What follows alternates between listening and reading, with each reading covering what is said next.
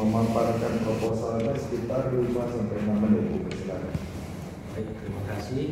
Di sini saya akan memaparkan proposal tesis dengan judul Gereja dan Politik, suatu tinjauan historis teologis tentang gereja dan politik dalam perspektif Johannes Calvin, serta implikasinya bagi GBKP menyikapi politik Indonesia masa kini. Yang pertama, bicara masalah politik. Politik adalah suatu ilmu, khususnya dalam bahasa Yunani polis, yang artinya kota atau negara, dan politik itu adalah bagaimana menata kota. Dan kemudian beberapa pandangan tokoh-tokoh saya kutip di sini semua, mulai dari Gary Singgi, kemudian Saud Sirait, dan beberapa tokoh-tokoh semua mengatakan bahwa politik itu adalah yang bersifat positif dan itu sangat-sangat teologis. Kemudian gereja sebagai organisasi keagamaan yang bertujuan, yang dipanggil dari gelap menuju terang, juga saya telah jelaskan di sini apa itu gereja dan bagaimana kehadirannya dan apa pengaruhnya, bahwa memang gereja itu dipanggil untuk menerangi seluruh aspek kehidupan. Jadi tidak ada dipisah-pisah gereja itu hanya khusus untuk dirinya, justru dipanggil keluar. Jadi termasuk juga di bidang politik. Hubungan antara gereja dan politik juga saya telah jelaskan di sini, bahwa menurut Alkitab juga dan juga Paulus juga katakan keduanya ini adalah hamba Allah, baik gereja dan politik. Dua-duanya ini bertujuan untuk menyejahterakan, terlebih-lebih dua-duanya bertujuan untuk hal positif kehidupan manusia agar menjadi lebih baik lagi. Nah, namun ada juga pemahaman bahwa gereja harus dipisah dengan politik. Tapi apa yang terjadi? Saya kutip ada beberapa kejadian. Misalnya Adolf Hitler ketika pernah berkata, jangan mengurusi politik, agama mengurusi agama saja, kemudian politik mengurusi politik saja. Jangan dicampur aduk. Dan kemudian apa yang terjadi saat itu? Yang terjadi adalah justru yang terjadi politik akhirnya menjadi sangat kejam, yang mengakibatkan jutaan orang dibunuh oleh Hitler. Itulah salah satu akibatnya kalau politik dan gereja terpisah, sehingga seolah-olah gereja hanya berbicara dirinya sendiri, politik tidak dapat dicampuri. Kemudian di sini juga saya mengutip beberapa pemahaman Calvin. Kenapa Yohanes Calvin? Kenapa tidak Martin Luther? Di sini saya jelaskan bahwa kalau Martin Luther dia lebih kepada pemisahan antara gereja dan politik ataupun negara. Sementara Yohanes Calvin melihat bahwa kedua hal ini, baik politik maupun gereja dan juga negara, dua-duanya merupakan hamba Allah. Artinya dua-duanya merupakan sinergi, harus untuk bersama-sama dalam hal mensejahterakan manusia. Kemudian saya cek lagi di GBKP, saya lihat di konfesi, GBKP telah memasukkan politik itu justru di konfesi. Jadi berarti saya melihat bahwa GBKP benar-benar melihat itu sangat penting. Nah, jadi kalau konfesi berarti itu sebuah pengakuan, dan itu kalau di negara adalah konstitusi. Jadi saya melihat dan juga berdiskusi bahwa gereja sangat serius memahami ini, tapi yang terjadi masalah adalah di arus bawah, baik jemaat, penatua dan pendeta belum melihat politik ini seperti yang dikonfesi. Justru kalau berbicara mengenai politik di jemaat, kalangan penatua, di kalangan pendeta, mereka katakan nggak usah lah. Kenapa? Karena politik itu kotor, karena politik itu jahat, karena politik itu banyak kepentingan, sementara gereja harus pada posisinya tetap menjadi gereja. Nah, inilah yang mau saya teliti. Kalau politik sebenarnya artinya adalah sangat positif. Mengapa di jemaat, mengapa di gereja, mengapa di kalangan rohaniawan itu kotor? Jadi inilah dasar pemikiran saya untuk meneliti ini. Kemudian berikutnya di sini juga saya berbicara tentang bagaimana dalam hal di Indonesia. Jadi saya melihat bahwa politik yang ada di Indonesia ini, gereja terpanggil untuk katakanlah berperan serta, apalagi mendidik dan juga membina jemaat. Jadi saya melihat di dalam hal pengalaman berjemaat ketika tahun-tahun politik itu tingkat konflik di tengah-tengah jemaat sangat tinggi sekali. Jadi kebetulan juga saya tuliskan di sini pernah melayani di jemaat itu, jemaat di Berdikari daerah kelas 9 Kampung Lalang.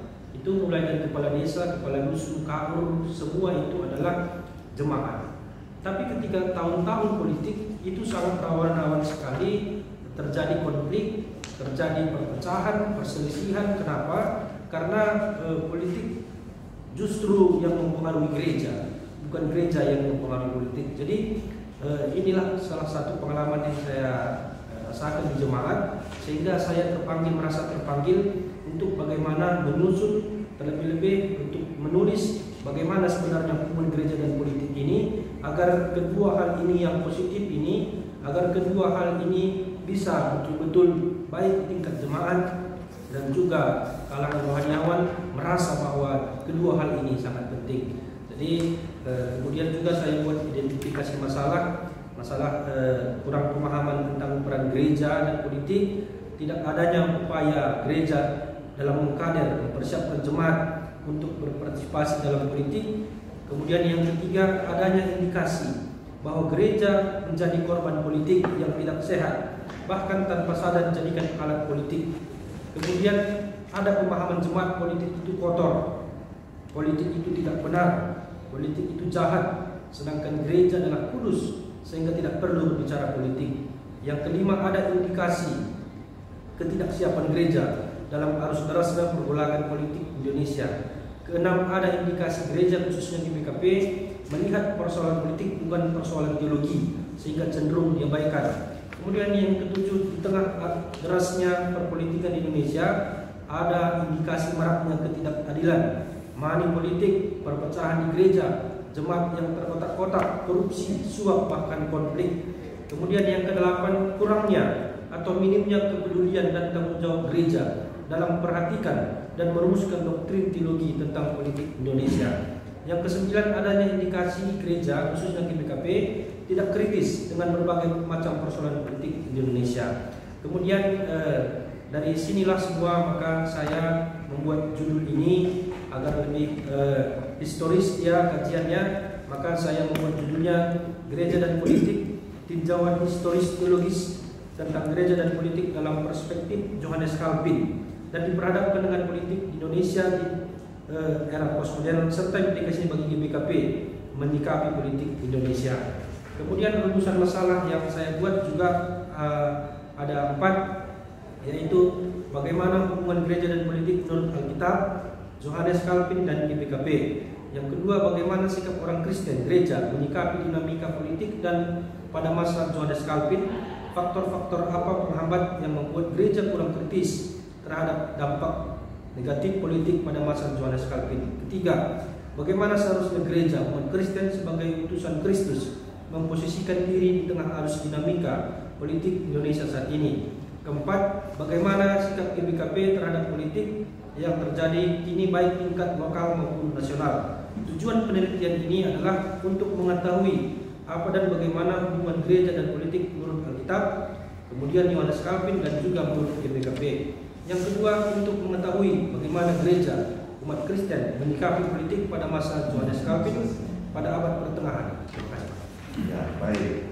Terima kasih ya Pendeta Girsang sudah menyajikan isi proposal tesisnya. Walaupun pasti ada lah ditambahin nanti setelah bab 1 ya.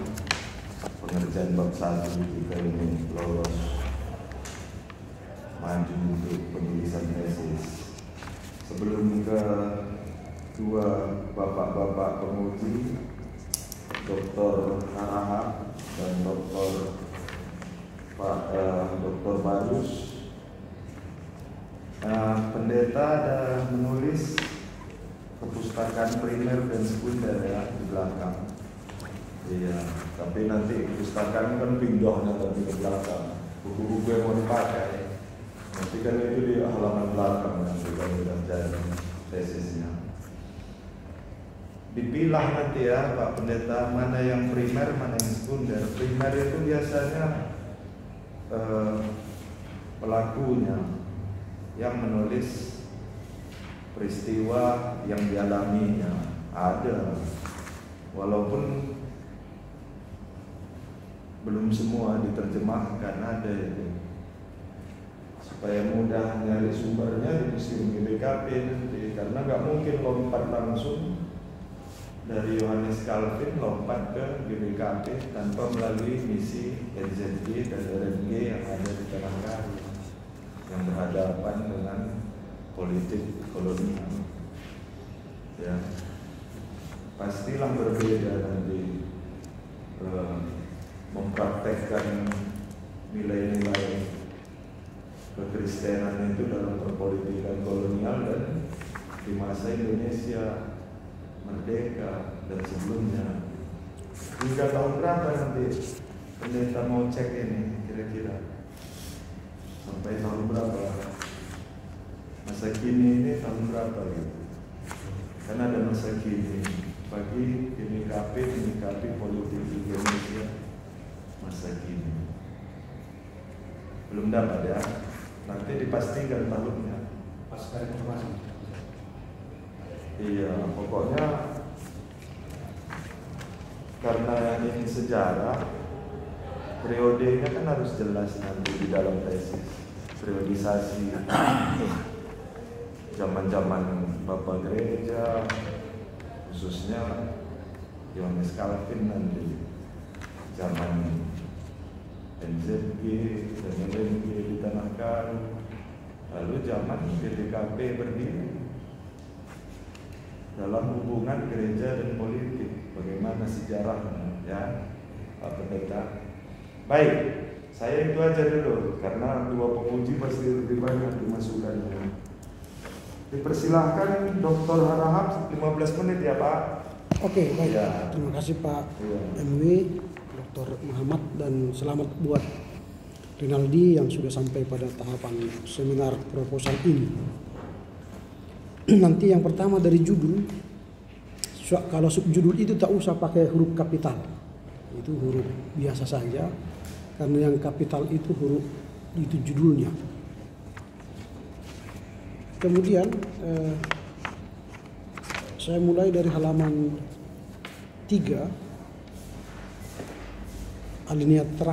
alinea di bawah itu.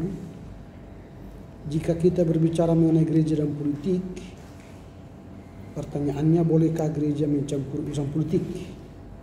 Kemudian Pak Rinaldi mengutip pendapat Hitler. Lalu saya cari di bawah mana buku yang dipakai mengutip pemikiran Hitler ini. Tadi Pak Muhammad sudah mengatakan apakah ini primer atau sekunder. Dan saya lihat, saya cari-cari itu buku dari Kobong ya, atau dari bukunya siapa? Agama dan praksis. Berarti sekunder. Kalau sekunder berarti sampaikan bahwa itu dikutip atau dia ditulis oleh penulis agama dan praksis itu. Jadi bukan kau baca bukunya si Hitler ini, karena kau kutip kalimat langsungnya ini. Kalau kau kutip kalimat langsung itu Anda membaca bukunya.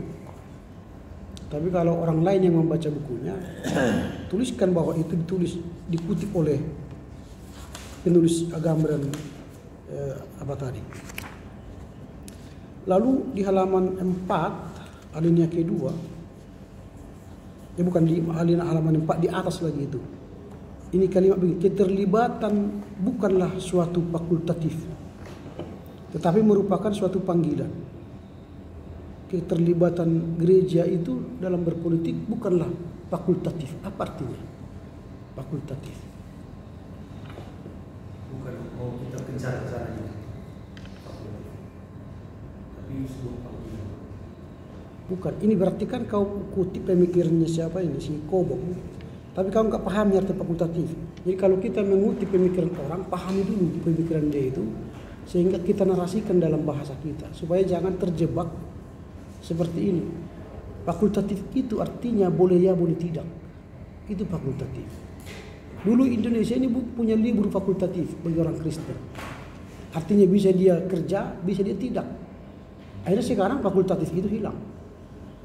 Nah, lalu kalimat berikutnya setelah fakultatif tadi, ini lebih aneh lagi. Yang harus dilakukan oleh gereja terutama bersama dengan lembaga-lembaga keagamaan lainnya apa? Gak ada. Lalu kau kutip. Ini kutipan tapi gak ada isinya, SPOK-nya gak jelas. Nah, kalimat-kalimat seperti ini hati-hati kalau kita mengutip buku orang. Baca apa artinya dia berkata dengan pemikirannya, lalu kutip dengan bahasamu sendiri. Baru alinea berikutnya di halaman yang sama.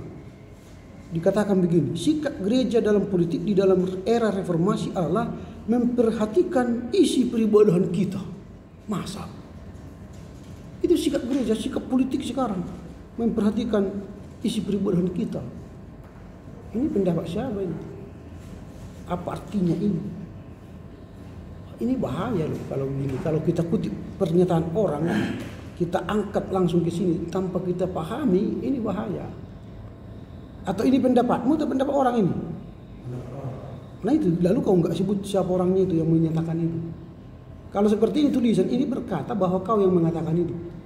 Lalu arti kalau ini kau yang mengatakan, mana buktinya? Ini karena penelitian akademis ya, harus berbasis fakta, jangan kata orang. Lalu di halaman berikutnya itu lagi, ini satu halaman tanpa alinea ya, tapi kalau Rinaldi baca bagaimana hal ini dapat dijelaskan, Karl Barth pernah mengungkapkan ini tentang Karl Barth ini, macam-macam, tapi nggak ada buku Karl Barth yang kau gunakan. Ini bahaya kalau dalam penulisan akademis, sekunder atau primer. Nah kalau orang lain yang mengutip buku itu atau membaca bukunya Karl Barth, katakan menurut X, seperti yang dituliskan X tentang pemikiran Karl Barth. Nah itu. Baru halaman 8, halaman 6, alinea kedua, alinea pertama. Itu kau tulis begini. Dengan demikian bla bla bla pendapat Mahnis. Alinea kedua, alinea pertama baris ketiga. Setelah dengan demikian sikap gereja terhadap politik terus seterusnya pendapat Mahnis. Siapa itu Mahnis?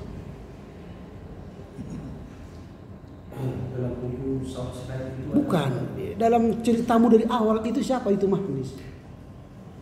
Cerita itu harus nyambung loh. Jangan coplok dari sana, coplok dari sini.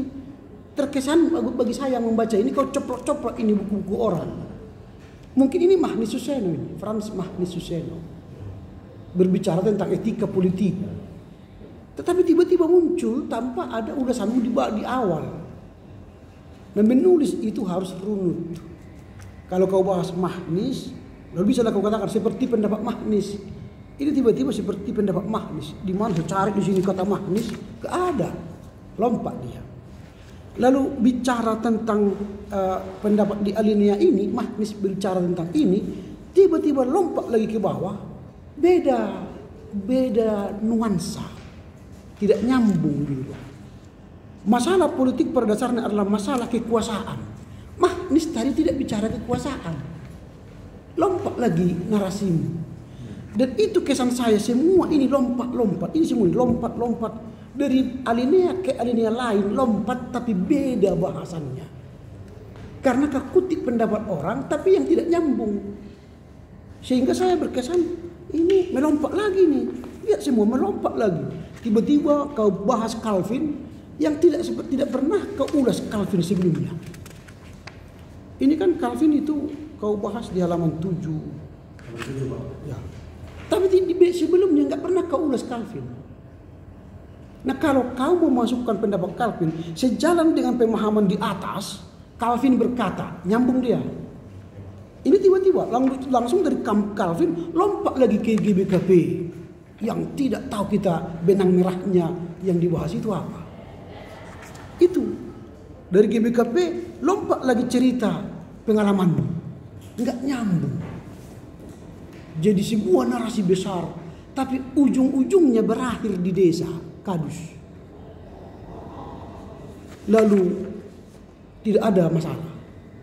Makanya belum tampak kajian akademis yang akan dibahas di sini. Berakhir di desa apa jadi apa? Ini di desa ini, halaman 10 ini 9. ya? Halaman 9. Sudah ada desanya di situ. Sudah.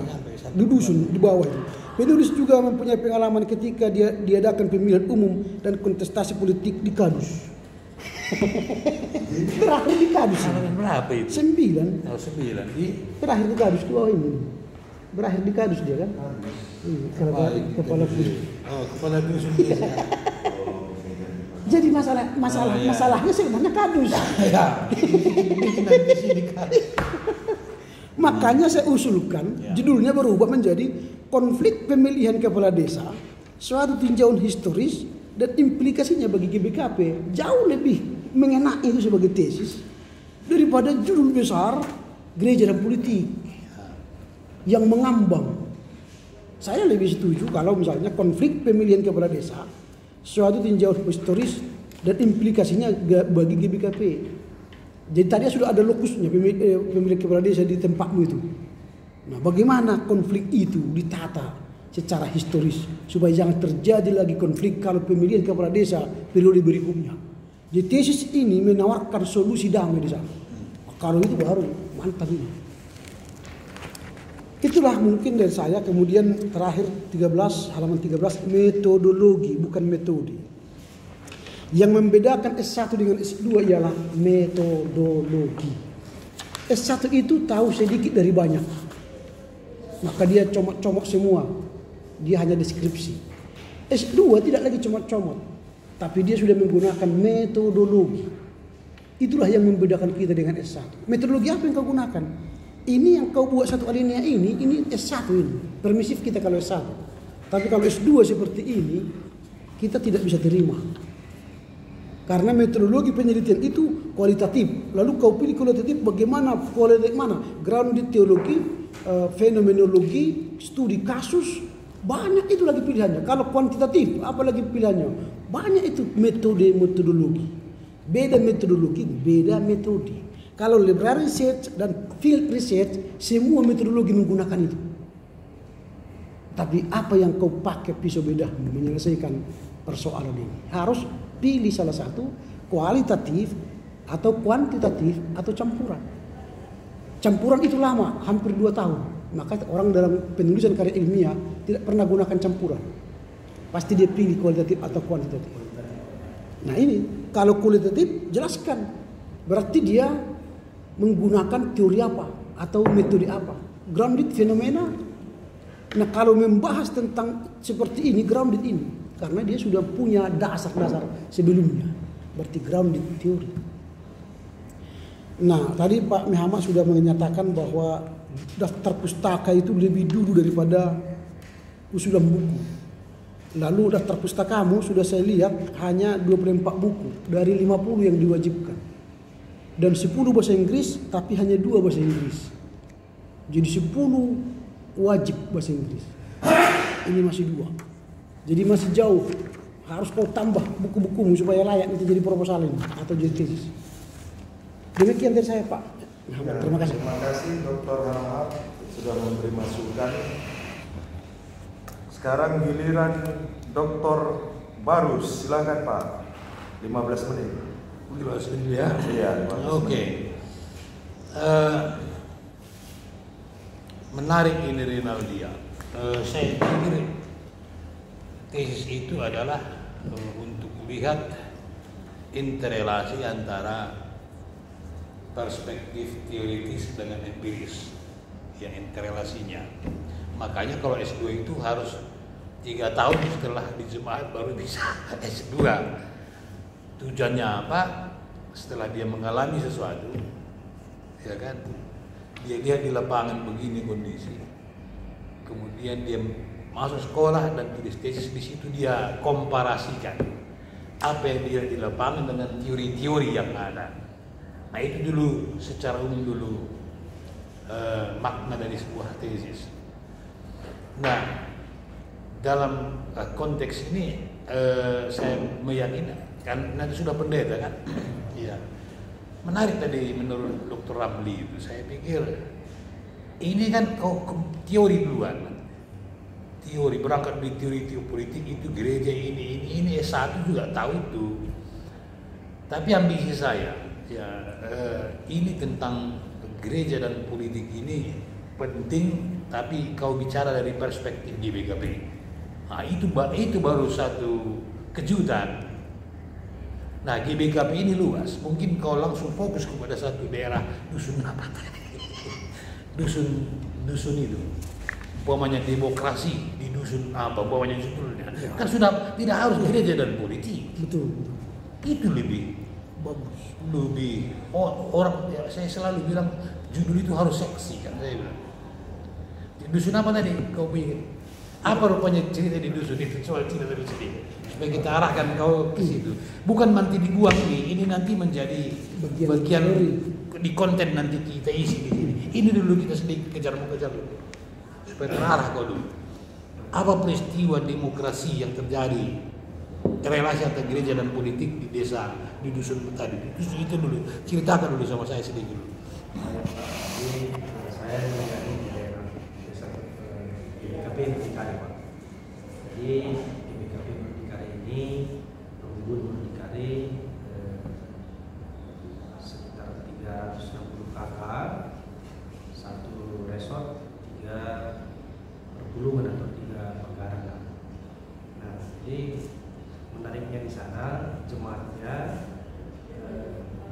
itu dan juga penegaknya banyak bekerja di pemerintahan, ada kepala desa, ASN lah ya. Pemerintahan di desa itu. Jadi dalam kontestasi politik, apakah pemilihan kepala dusun, pemilihan kepala desa, jadi itu yang berkontestasi jemaat kita. Jadi apa yang terjadi? Yang terjadi agak kalau peraturan gereja bilang kan kita tidak mencampuri hal-hal praktis untuk kita doakan. Jadi masalahnya dipanggil didoakan, orang ini tidak mau kalau misalnya sama. Ya kan mereka kan berkontestasi ke saya. Nah jadi kemudian mereka juga punya keluarga. Jadi ada rohan, itulah jemaat. Jadi ketika pada kontestasi mulai pemilihan dusun sampai ke desa itu, jadi gereja itu goyang karena apa? Karena terjadi di situ, gitu Pak. Itu pengalaman yang saya lihat. Jadi itu pengalaman yang saya rasakan itu Pak. Oke, begini lah, kan dibaca juga pemilihan kades antara ketua runggun dengan jemaat, ya. Dan memang efeknya adalah terjadi perpecahan dalam keluarga. Begini maksud saya, Rinaldi, jangan cuma kau katakan sampai goyang. Bagaimana sih masyarakat? Ya? Saya sebenarnya ambisi saya tadi kau bagus di sini menemukan suatu demokrasi yang dibangun dalam sebuah desa untuk lihat interrelasi antara gereja dan politik. Sehingga implementasi ini bisa diimplementasikan dalam konteks GBKP secara umum. Saya ini pendeta-pendeta yang ini bicara politik semua masih sanksi. Nah ketika kita angkat satu color tersendiri dalam temuanmu sebuah demokrasi, itu menarik gitu. Nangkapnya kau masuk ini ya. Oke, saya bukan tidak disetujui apa yang kau tulis ini. Teorimu sudah bagus. Cuma konten pembahasan ini kau harus lebih fokus. Jangan asal tadi kalimat-kalimat tadi masih banyak yang diluruskan kan. Kau tulis juga nama-nama orang, kau sejajarkan penulis buku dengan seorang pejabat struktural. Nggak bisa gitu. Nah itu masih banyak ini teknisnya, nanti saya kasih kau ini. Ya, tapi bisakah ini kita arahkan bawahnya begini? Tapi masih kalau kau nanti tetap ini nggak ada masalah juga. Tapi saran saya, temukanlah sebuah, ini kan penelitian wajib ini. Bukan library research ini kalau tesis. Harus ada field risetnya.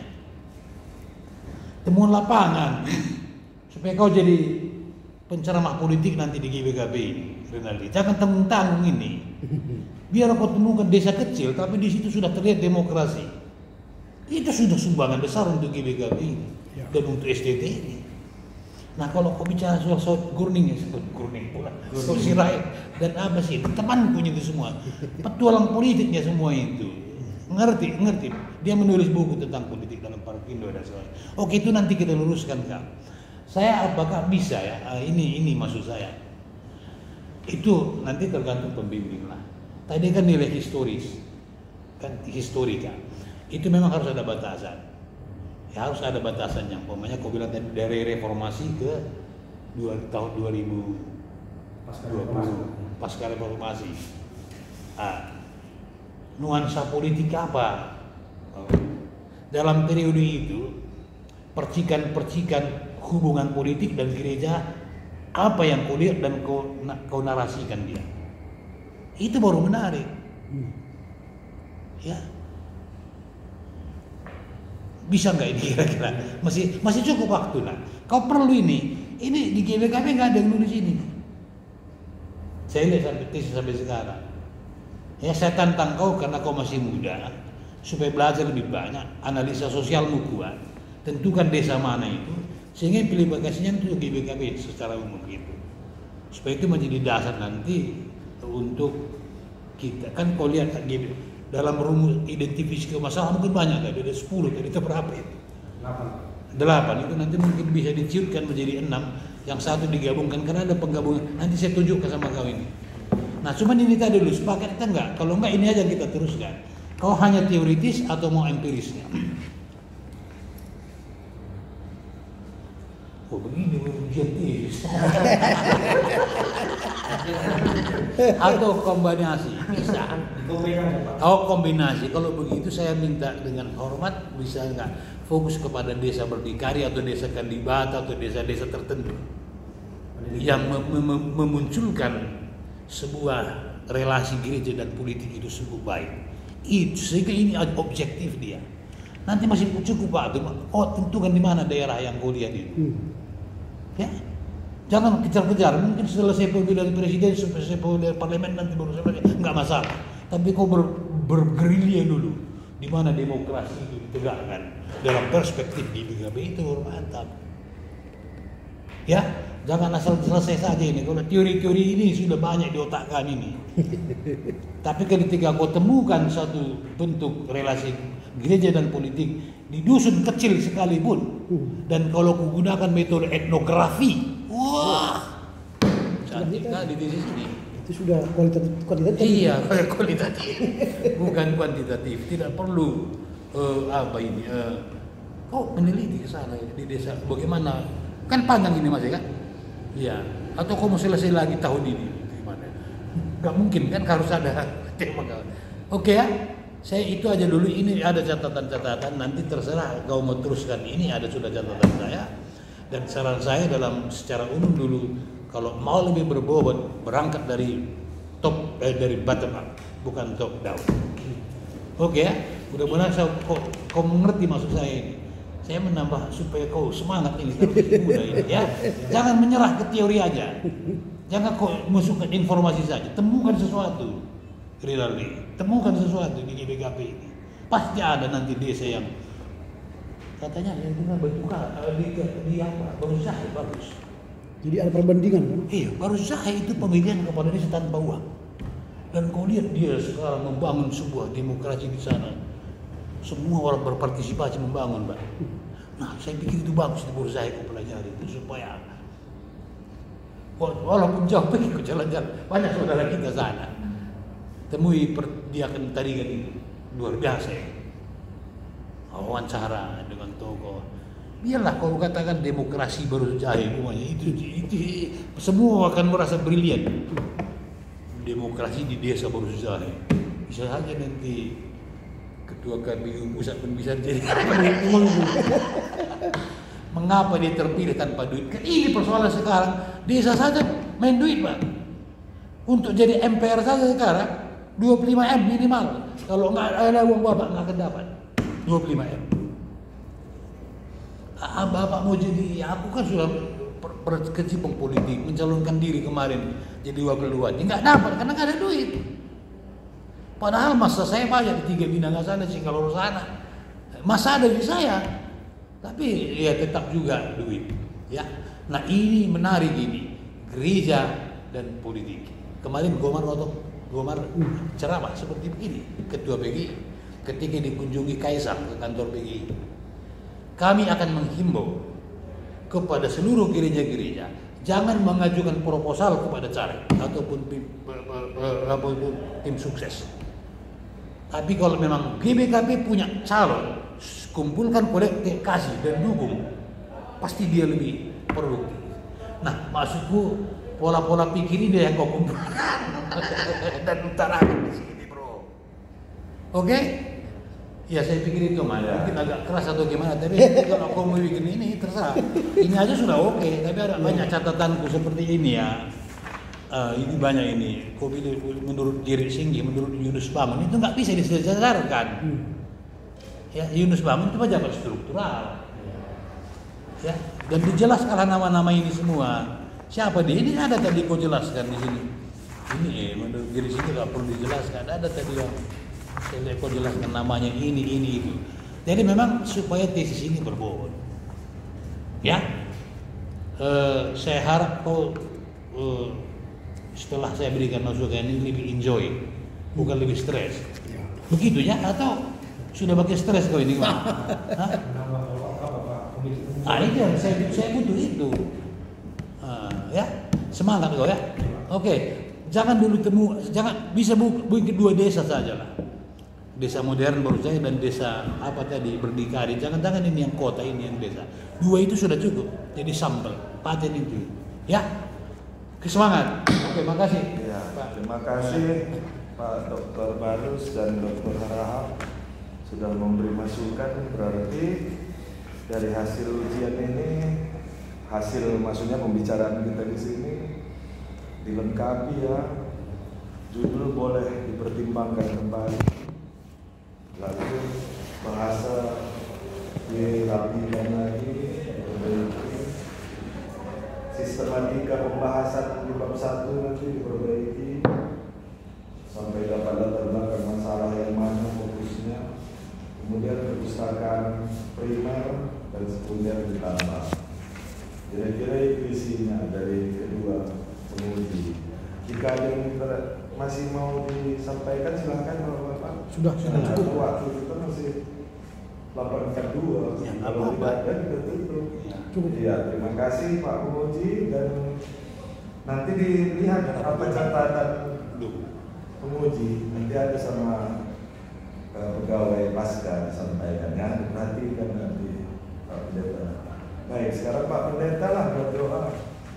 Iya, silakan. Kita berdoa. Bapa di dalam surga, kami mengucap syukur kepada Tuhan buat pertemuan kami hari ini. Juga berterima kasih kepada Bapak dosen yang telah banyak memberi masukan agar judul ini, penelitian ini lebih baik lagi, lebih-lebih agar menjadi bermanfaat, berguna untuk gereja, untuk bangsa dan negara dan kampus. Kiranya Tuhan menuntun mulai penulisan ini dan sampai seterusnya sehingga berjalan dengan baik. Kami berdoa juga buat bapak-bapak dosen, kiranya Tuhan berkati mereka, Tuhan pakaikan untuk kemuliaan nama Tuhan dan juga untuk mempersiapkan mahasiswa-mahasiswa, menjadikan mahasiswa jadi pelayan-pelayan yang benar-benar mengabdi kepada Tuhan, bangsa dan negara. Terima kasih ya Tuhan, sampailah kami di penghujung pertemuan kami ini. Hanya Tuhan menyertai, dalam nama Yesus Kristus kami berdoa dan bersyukur kepada Tuhan. Amin. Amin. Kayaknya kalau ujian proposal belum ada foto ya Pak? Boleh kan, terserah itu dokumen dia kan. Siapa yang foto Pak? Iya saya. Iya.